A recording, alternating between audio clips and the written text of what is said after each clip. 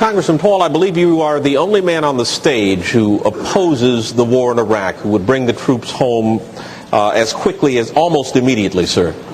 Are you out of step with your party? Is your party out of step with the rest of the world? If either of those is the case, why are you seeking its nomination? Well, I think the party has lost its way because the conservative wing of the Republican Party always advocated a non-interventionist foreign policy. Senator Robert Taft didn't want to be in NATO. George Bush won the election in year 2000 campaigning on a humble foreign policy, no nation building, no policing of the world. Republicans were elected to end the Korean War. The Republicans were elected to end the Vietnam War. There's a strong tradition of being anti-war in the Republican Party. It is the constitutional position. It is the advice of the founders to follow a non-interventionist foreign policy. Stay out of entangling alliances. Be friends with countries. Negotiate and talk with them and trade with them. Just think of the tremendous improvement relationships with Vietnam. We lost 60,000 men. We came home in defeat. Now we go over there and invest in Vietnam. So there's a lot of merit to the advice of the founders and following the Constitution. And my argument is that we shouldn't go to war so carelessly. When we do, the wars don't end. Congressman, you don't think that changed with the 9/11 attack, sir? What changed? The non-interventionist policies. No, non-intervention was a major contributing factor. Have you ever read about the reasons they attacked us? They attack us because we've been over there. We've been bombing Iraq for 10 years. We've been in the Middle East. I think Reagan was right. We don't understand the irrationality of Middle Eastern politics. So right now we're building an embassy in Iraq that's bigger than the Vatican. We're building 14 permanent bases. What would we say here if China was doing this in our country or in the Gulf of Mexico? We would be objecting. We need to look at what we do from the perspective of what would happen if somebody else did it to us. Are you suggesting we invited the 9/11 attack, sir?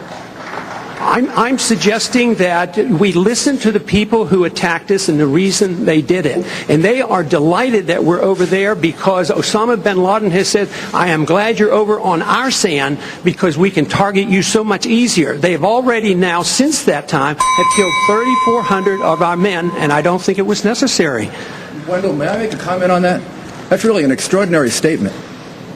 It's an extraordinary statement as someone who lived through the attack of September 11, that we invited the attack because we were attacking Iraq. I don't think I've ever heard that before, and I've heard some pretty absurd explanations for September 11.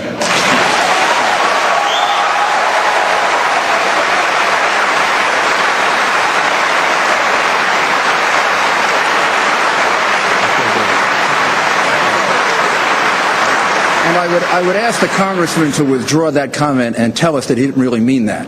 Congressman? I believe very sincerely that the CIA is correct when they teach and talk about blowback. When we went into Iran in 1953 and installed the Shah, yes, there was blowback. The reaction to that was the taking of our hostages, and that persists. And if we ignore that at our own risk. That if we think that we can do what we want around the world and not incite hatred, then we have a problem. They don't come here to attack us because we're rich and we're free. They come and they attack us because we're over there. I mean, what would we think if if other foreign countries were doing that to us? Can I have 30 seconds, please? No, wait a second. We'll all get 30 seconds. They are coming. We all want 30 seconds to talk about this. Wendell, go ahead. I think I'm going to turn to Senator McCain and change the subject, if I will. I don't think we're going to solve this tonight, gentlemen. An internet question for you. Senator Royce from Philadelphia asks if South Carolina should be free to fly the Confederate flag from state buildings.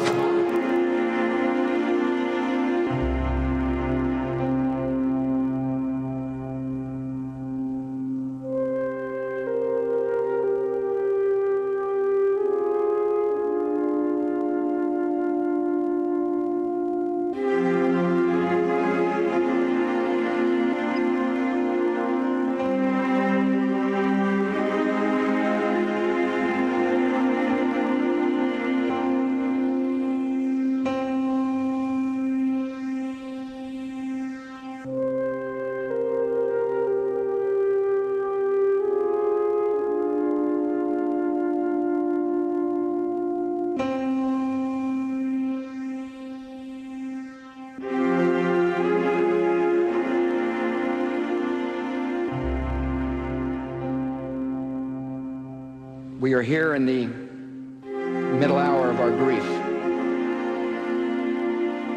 So many have suffered so great a loss, and today we express our nation's sorrow.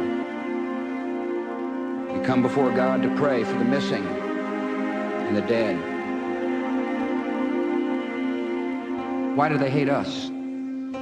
They hate what they see right here in this chamber, a democratically elected government. They hate our freedoms, our freedom of religion, our freedom of speech, our freedom to vote and assemble and disagree with each other. We have seen their kind before. They are the heirs of all the murderous ideologies of the 20th century.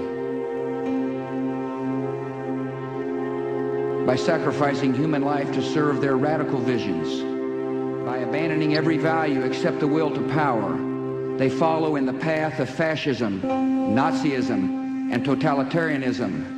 And they will follow that path all the way to where it ends, in history's unmarked grave of discarded lies.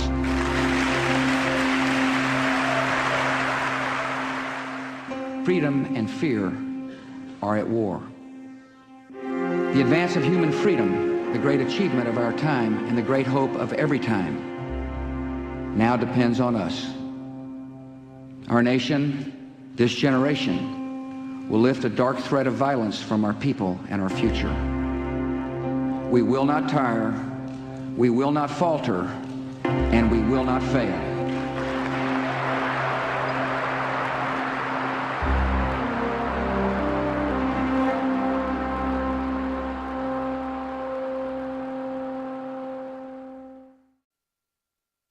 Right before September 11, and months before, I had read this book about the greatest generation written by Tom Brokaw. And the book explains how brave and how persistent and how courageous the people were in the generation that won the Second World War.